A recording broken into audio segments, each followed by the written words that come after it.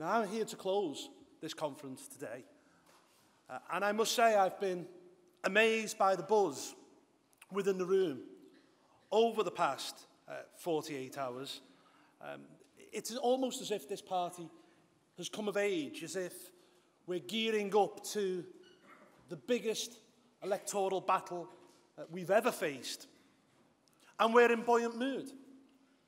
You look at our membership at the moment, over 40,000. You look at where we are in the opinion polls. The last opinion poll by Survation had us on 18%. If someone would have told me back in 2010, when we polled 3% in the general election, that we'd be polling 18% only 6 weeks away from the 2015 election, I wouldn't have believed you. You look at how we're doing in the polls here locally. Nigel Farage, 11% ahead. It looks as if our leader, if we get this campaign right, will be an MP in 6 weeks' time.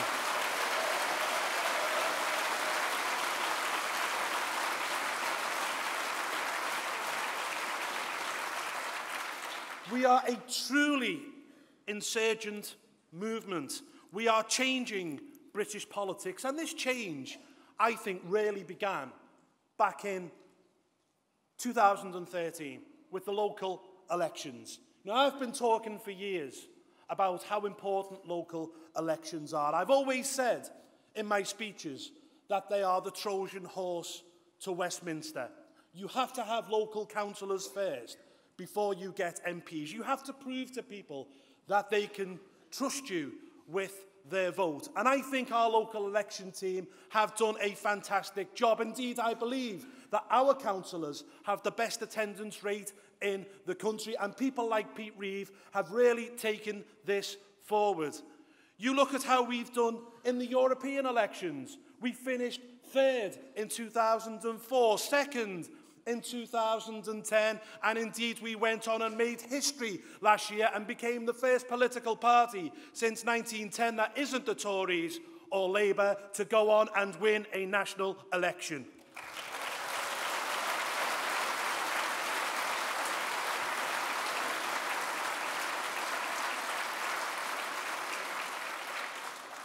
And what happened afterwards? Well, I remember being away with Nigel. We were on a tour of the battlefields in Belgium, and we were out having a drink in Ypres, or Wipers, on the Monday night.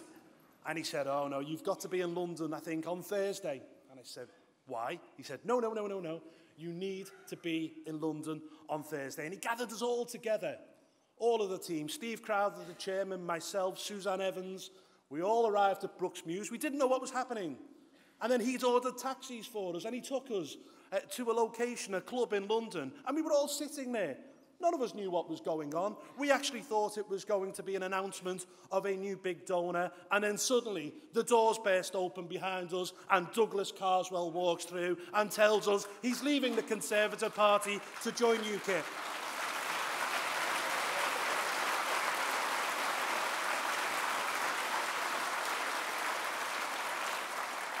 And then, of course, we had the by-elections, Douglas's sensational result in Clacton, the biggest swing in British history, I believe. And in what went on the same day, up in Hayward and Middleton, where we came within 617 votes of taking a safe Labour seat. And then afterwards, we had Mark Reckless winning his seat in Rochester. Again, ladies and gentlemen, if someone would have told me 2 years ago that UKIP would have 2 members of the House of Commons at this moment in time, I wouldn't have believed you. But I tell you what, in six weeks' time, we will have a lot more.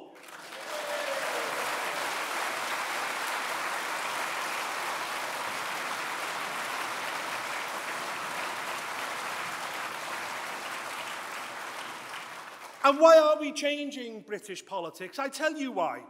It's because we look, act and sound like normal people. We've all had jobs. We've all got backstories. We've all had life experience. You look, for example, at the Labour front bench. You look at Ed Miliband. I always have something. When I look at the Labour Party, I always have something called the working man's club test. And I look at the Labour front bench and I think, well, could I really see any of you sitting down in a working man's club and enjoying a drink, Ed Miliband, Chuckaramuna? And the answer has to be no.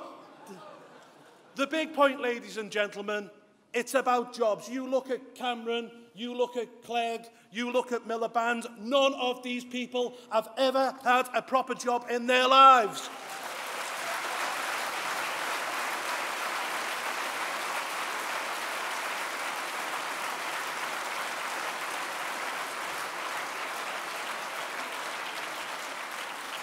How can you legislate for working men and women up and down the country when you've never worked yourself? You can't.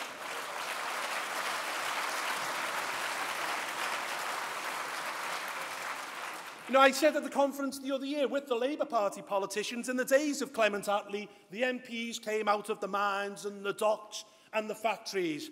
Well, it's not just Labour, it's Conservative and Liberal as well. What do these people do? Well, they generally go to Oxbridge, they generally study PPE, they get a job in an MP's office, they become an MP without ever having any life experience. It is rotten, ladies and gentlemen, and it is rotten to the core within our political system.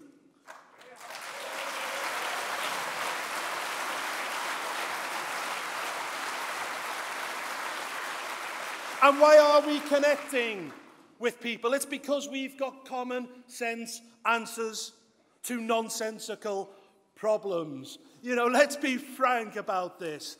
You know, the idea that you can allow 624,000 people to come into your country in a year, it's an awful thing. It is a city the size of Liverpool and Aberdeen put together.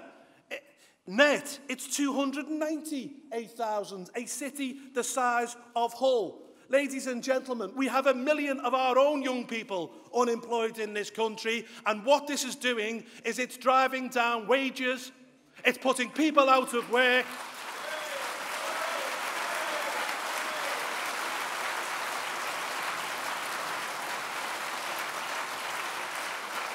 It's putting strains on our schools, our hospitals, our transport network, and what our answer is simple common sense. We want a points-based system like Australia, whereby if you've got the skills that this country needs, yes, please come here and work.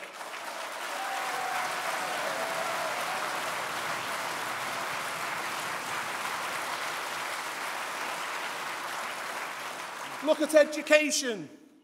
Common sense solutions. It cannot be right, ladies and gentlemen, that the top 5 schools in Britain send more kids to Oxbridge than the bottom 2,000 put together. It cannot be right that there were more working class kids at Oxbridge in the 60s than there is now. What we need to do, ladies and gentlemen, is we need to give working class kids the same opportunities as kids from other classes. Because at the moment, we have education based on wealth and not ability. It is wrong, and the only way you will give working class kids those same opportunities is by a return to academic selection. We need to return to grammar schools, ladies and gentlemen, to give everybody those opportunities.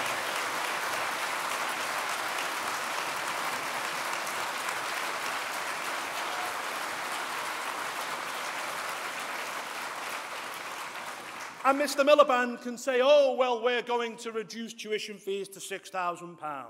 Well, I tell you what, we in UKIP would go further. We would scrap tuition fees for students who are studying science, the medicines, maths, engineering. And you know how we would do it? We would scrap Tony Blair's commitment to send 50% of 18-year-olds to university. There are too many students at the moment, and that's why we have to have tuition fees.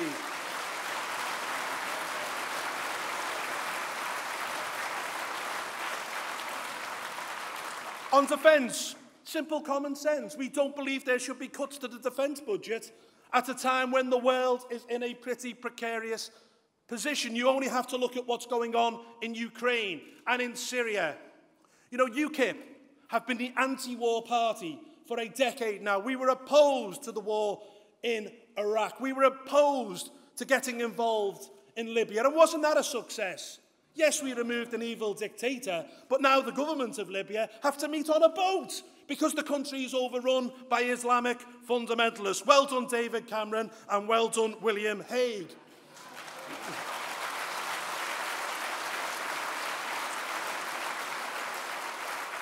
We were opposed to intervention in Syria, and if Hague and Cameron would have got their way, they would have been arming and helping these so-called rebels who turned out to be the Al-Nusra Front, who turned out to be Al-Qaeda, who turned out to be ISIS, and we would have been given, the jihadis and fundamentalists, the weapons which they would use against us in the future. It was absolutely crazy. We were right on that, and what we will say is that we do not want to see a single drop of British soldiers' blood spilt in the Middle East again. This is a Middle East problem, and it should be sorted out by the Turks and the Saudis.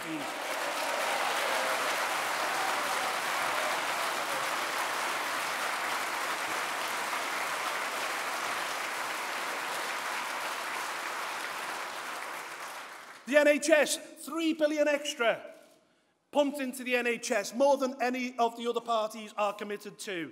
And they say, the media, where will you find this money? Well, of course, after year 3, hopefully we'll be out the European Union and we can invest from there. However,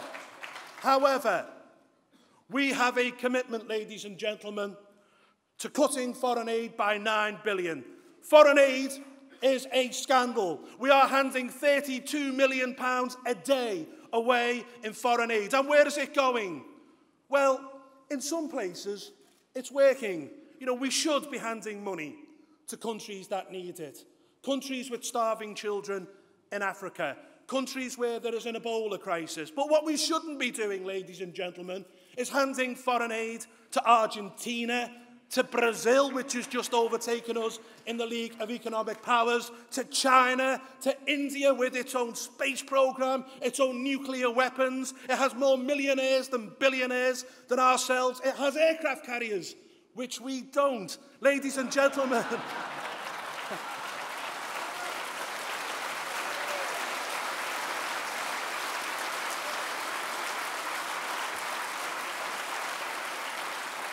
ladies and gentlemen, wouldn't it just be simple common sense to say, that is your taxation and it should be spent in our country, on our schools, on our hospitals and on our armed forces?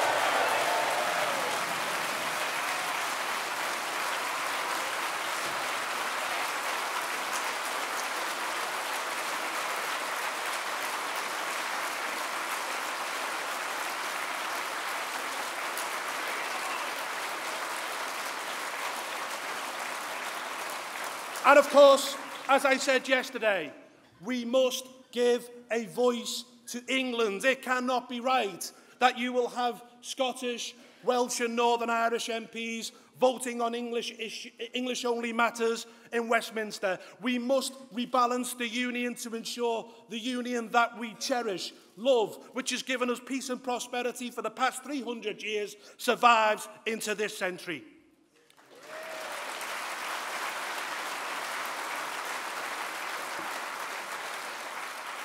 And of course, I'll quickly finish on the thorny issue of Europe.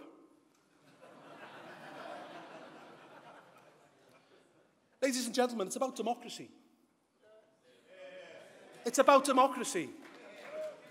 70% of our laws are now made in Brussels, behind closed doors, not by MEPs, but by a commission, which is in a building called the Parliament Building, about a mile up the road from the European Parliament. And in this Parliament Building, 28 unelected people get together and hand down the legislation to the European Parliament. Now, I put it to you, did we really fight 2 world wars in the last century for 70% of our laws now to be made in a foreign country, in secret?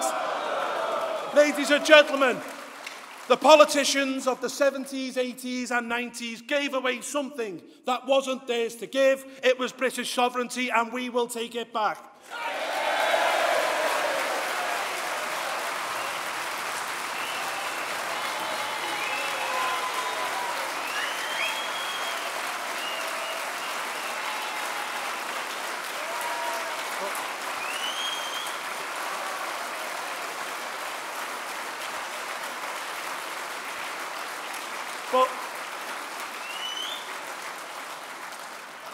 But ladies and gentlemen, don't worry, because Dave the Rave is going to give us a referendum.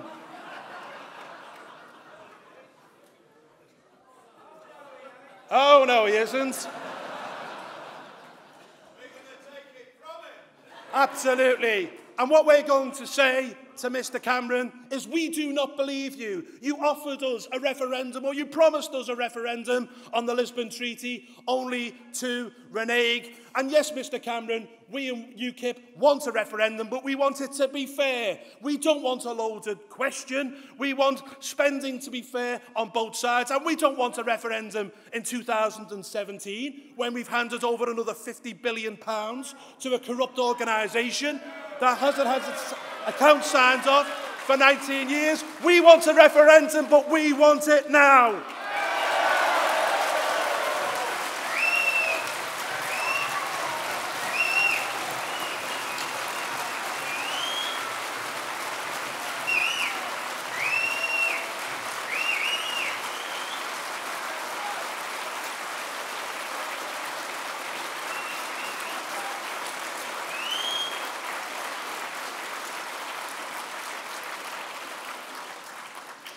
But you know what?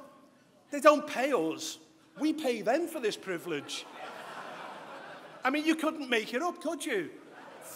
£52 million every single day we hand over to the European Union. And yes, they give half of it back. And we have to put up signs in our cities, here, there, everywhere. Thank the European Union. Thank EU.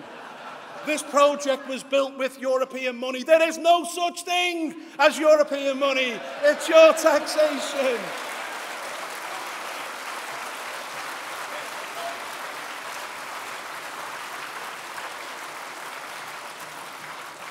And as a result of being in this cosy club, we've lost our seat on the World Trade Organization.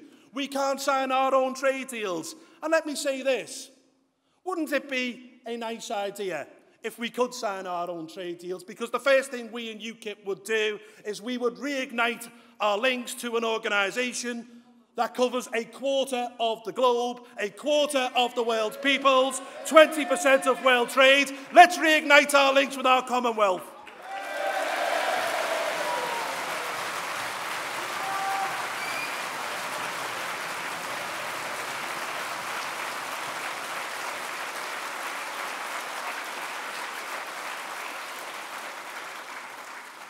Now, I'm coming to the end of my closing speech.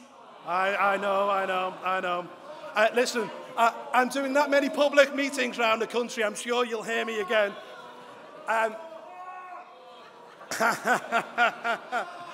where do you want me to stop?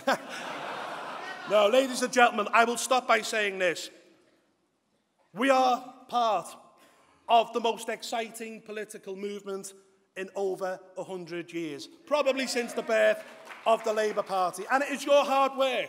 It is you guys going out, posting leaflets, writing letters to the press. We have the best activist base out of any of the political parties by a country mile. But equally, we also have the best leader. We have the best communicator in Britain in Nigel Farage, and we are very lucky to have him.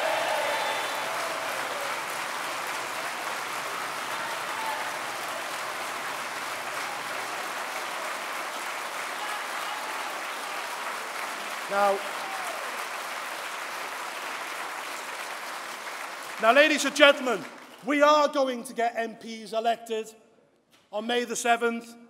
Now, I'm going to ask you, please now, get out in Thanet and make sure that Nigel Farage isn't leading us from the European Parliament anymore. He's leading this party from the House of Commons. Thank you.